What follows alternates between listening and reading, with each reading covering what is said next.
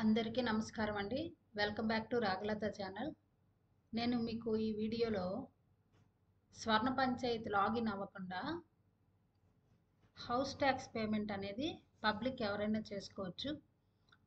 ఆ house tax payment అనేది మనం సచివాలయానికి కానీ, పంచాయతీ ఆఫీస్కి కానీ, మున్సిపల్ ఆఫీస్కి కానీ వెళ్లకుండా ఆన్లైన్లో ఇంటి దగ్గర కూర్చొని ఎలా పేమెంట్ చేసుకోవాలి అనే దాని గురించి అయితే చెప్పాలనుకుంటున్నాను. అయితే దాని గురించి అయితే మనకి గవర్నమెంట్ ఒక లింక్ ప్రొవైడ్ చేయడం జరిగింది. ఆ లింక్ అనేది మనం ఎంటర్ చేసినట్లయితే మనకి ఇలాగా ఓపెన్ అవుతుంది. ఓపెన్ అయ్యేటప్పుడు మనకి ఫైనాన్షియల్ ఇయర్ ప్రస్తుతానికైతే 24-25 సంవత్సరానికైతే గ్రామ పంచాయతీల్లో కానీ, మున్సిపాలిటీలో కానీ కలెక్షన్ అయితే హౌస్ ట్యాక్స్ చేయటం జరిగింది.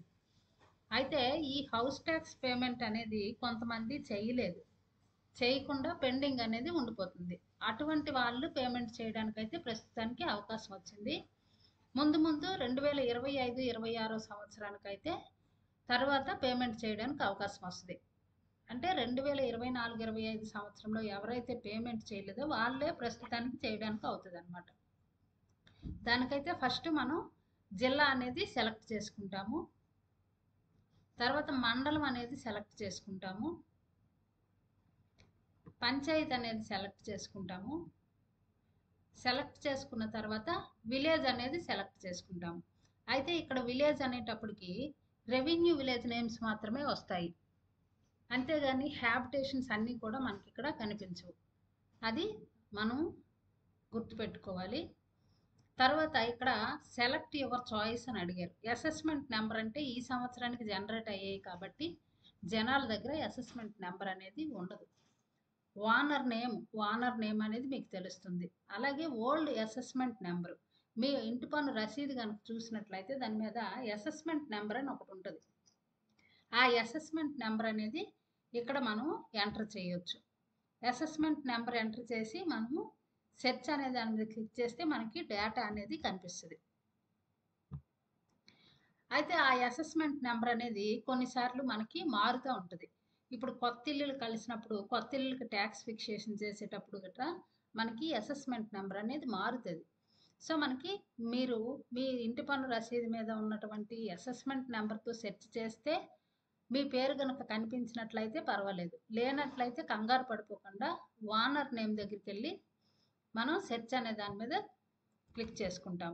ఓనర్ నేమ్లో ఫస్ట్ మనం అయితే మొత్తం పేరు ఏదైతే ఉందో అది మనం సెలెక్ట్ చేస్తే మనకి ఇక్కడ రాకపోవచ్చు డేటా. చూడండి, నో డేటా ఫౌండ్ అని అన్నది. అంటే మనకి మన దగ్గర ఉన్నటువంటి పేరు ఒకలాగా ఉండొచ్చు, వాళ్ళు పంచాయతీలో ఎంటర్ చేసిన పేరు స్పెల్లింగ్ మిస్టేక్స్ తేడా ఉండొచ్చు. ఏదైనా సరే మనకి పేరు ఎంటర్ చేసిన వెంటనే మనకైతే కనిపించదు. ఇక్కడ సర్నేమ్ ఏదైతే ఉందో, ఇంటి పేరు ఏదైతే ఉందో దాన్ని మనం ఎంటర్ చేసి సెర్చ్ అనే దాని మీద క్లిక్ చేస్తే ఆ ఇంటి పేరుతో అంటే ఆ డిజిట్స్ ఉన్న పేర్లన్నీ మనకి కనిపిస్తాయి. మనం ఏ పేరుతో అయితే మనం ఇంటి పన్ను అనేది ఎంటర్ చేయాలి, కలెక్షన్ చేసింది మనం పేమెంట్ చేయాలనుకుంటున్నామో దాని దగ్గరికి వెళ్ళి వ్యూ అండ్ పే అనే దాని మీద క్లిక్ చేస్తాం. క్లిక్ చేస్తే మనకి ఇక్కడ డేటా అనేది ఓపెన్ అవుతుంది, ఎంత కట్టాలి అనేది ఓపెన్ అవుతుంది. ఇక్కడ సెలెక్ట్ ఇయర్, ఇక్కడ ప్రస్తుతానికి నేను చెప్పాను కదా ముందే మీకు 2024-25 సంవత్సరానికి సంబంధించింది కాబట్టి ఇది 2024-25 చూపిస్తుంది. ఈ 2024-25 చూపిస్తుంది కాబట్టి ఇక్కడ టిక్ మార్క్ పెట్టుకుంటే టోటల్ అమౌంట్ ఎంత మనం పే చేయాలనేది ఇక్కడ రెడ్లో కనిపిస్తుంది.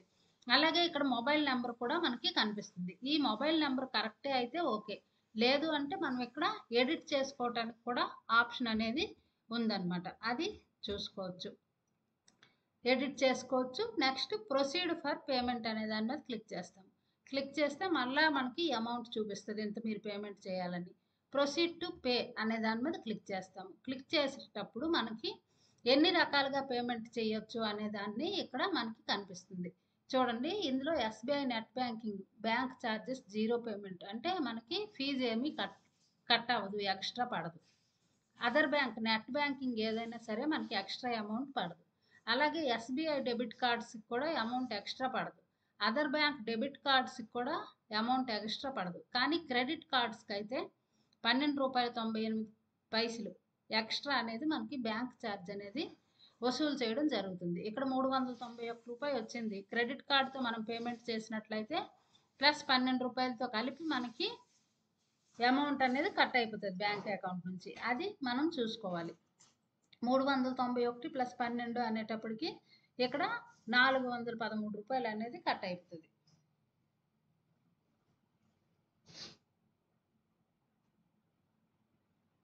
403 రూపాయలు అనేది కట్ అవుతుంది అనమాట. అప్పుడు 391కి ఎక్స్ట్రా కట్ అయిపోయింది అనుకోకూడదు. మనం ఇక్కడ ఎంచుకునే దీన్ని బట్టి ఉంటుంది. అలాగే యూపీఐ, ఫోన్పేలు కానీ గూగుల్ పే కానీ ఏ పేమెంట్ చేసినా కూడా బ్యాంక్ ఛార్జెస్ 0 ఎక్స్ట్రా మనకైతే పేమెంట్ అవ్వదు. సో మనం ఇక్కడ సెలక్షన్ చేసుకునే దాన్ని బట్టి మనం పేమెంట్ అనేది చేయాల్సి ఉంటుంది. నేనైతే మనకందరికీ మామూలుగా జనాల దగ్గర అయితే ఫోన్పే కానీ గూగుల్ పే కానీ ఆప్షన్ ఉంటుంది. సో ఈ ఫోన్పే అనేది క్లిక్ చేశాను. క్లిక్ చేసిన తర్వాత మళ్ళీ ఇందులో కూడా 2 ఆప్షన్స్ మనకి అడుగుతుంది. Please select UPI ID enter చేసి మనం పేమెంట్ చేయొచ్చు, లేదు అంటే క్యూఆర్ కోడ్ మనం స్కాన్ చేసి పేమెంట్ చేయొచ్చు. చూసారా, ఇందులో 2 ఆప్షన్స్. మనము షాపింగ్కి గట్రా వెళ్ళేటప్పుడు ఇది క్యూఆర్ కోడ్ స్కాన్ చేస్తాము, స్కాన్ చేసి మనం పేమెంట్ అనేది చేసుకుంటాం కదా, అలాగే అనమాట. క్యూఆర్ కోడ్ స్కాన్ చేస్తే మనకి పేమెంట్ అనేది ఫోన్పే ద్వారా చేయడానికి అవకాశం అయితే వస్తుంది అనమాట. నేను ఫోన్పే ద్వారా పేమెంట్ అనేది చేయటం జరిగింది. చేయగానే your transaction status is success అని మనకి ఒక పాపప్ మెసేజ్ వచ్చింది. ఓకే అని చేయగానే మనకి ఇక్కడ రెమిటెన్స్ ఇన్ఫర్మేషన్ అమౌంట్ అనేది ఇక్కడ ట్రాన్సాక్షన్ ఐడితో పాటు మనకి ఒకటి రావటం జరిగింది అనమాట. ఇది మనకి పేమెంట్ చేసేసినట్లుగా అర్థం.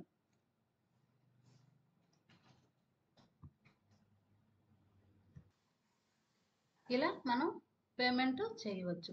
తర్వాత మనం ఇంకా ఫోన్పేలో మనం మన యొక్క ఐడి ఎంటర్ చేసి కూడా మనం ఫోన్పే ద్వారా హౌస్ ట్యాక్స్ పేమెంట్ అనేది చేసుకోవచ్చు.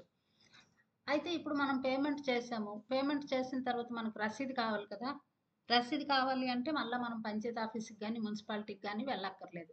మనం ఇక్కడ హౌస్ ట్యాక్స్ పేమెంట్ చేసిన వెంటనే మనం ఇక్కడ ఎంటర్ చేసినటువంటి మొబైల్ నెంబర్ ఉంటుంది కదా, ఆ మొబైల్ నెంబర్కి మనకి ఒక మెసేజ్ అనేది రావడం జరుగుతుంది. మీరు హౌస్ ట్యాక్స్ పేమెంట్ చేశారు అంటూ ఒక లింక్ అనేది రావడం జరుగుతుంది. ఆ లింక్ మీద కనుక మనం క్లిక్ చేసినట్లయితే మనకి హౌస్ ట్యాక్స్ రిసీట్ అనేది డౌన్లోడ్ అవుతుంది. అయితే ఇది ప్రస్తుతానికైతే 2024-25 సంవత్సరానికి సంబంధించిన ఇంటి పన్నుల బకాయిలు ఏవైతే ఉన్నాయో వాటిని పేమెంట్ చేయడానికి మాత్రమే పబ్లిక్ కోసం ఇది ఇంటి పన్ను సచివాలయానికి కానీ పంచాయతీ సెక్రటరీ దగ్గరికి కానీ మున్సిపాలిటీ ఆఫీస్కి కానీ వెళ్లకుండా ఇంటి దగ్గర నుంచే పేమెంట్ చేసుకోవడానికి ప్రభుత్వం అయితే అవకాశం కల్పించింది. సో ఇదైతే ప్రాసెస్ అండి. ఏదైనా సరే మనం నెట్ బ్యాంకింగ్ అయినా చేయొచ్చు, క్రెడిట్ కార్డ్ కానీ డెబిట్ కార్డ్ కానీ ఫోన్పే కానీ గూగుల్ పే కానీ ఏదైనా మనం దేని ద్వారా అయినా పేమెంట్ మనం చేసుకోవచ్చు. కాకపోతే క్రెడిట్ కార్డ్స్ అయితే మనకి ఎక్స్ట్రా అమౌంట్ అనేది కట్ అవుతుంది, అది గుర్తుపెట్టుకోండి. ఓకే అండి, థ్యాంక్ యూ ఫర్ వాచింగ్.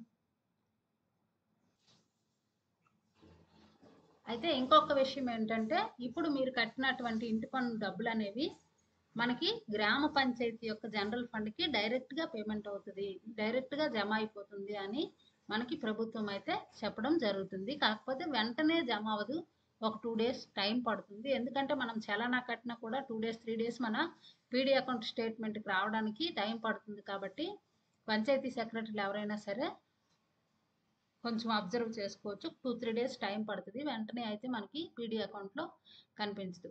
కాకపోతే పబ్లిక్ అయితే ప్రాసెస్ అయిపోతుంది, వాళ్ళ హౌస్ ట్యాక్స్ పేమెంట్ చేసినట్లుగా వాళ్ళకి రసీదు కూడా మనకి డౌన్లోడ్ అయిపోయినట్లుగా చూపిస్తుంది. ఓకే అండి, థ్యాంక్ యూ ఫర్ వాచింగ్.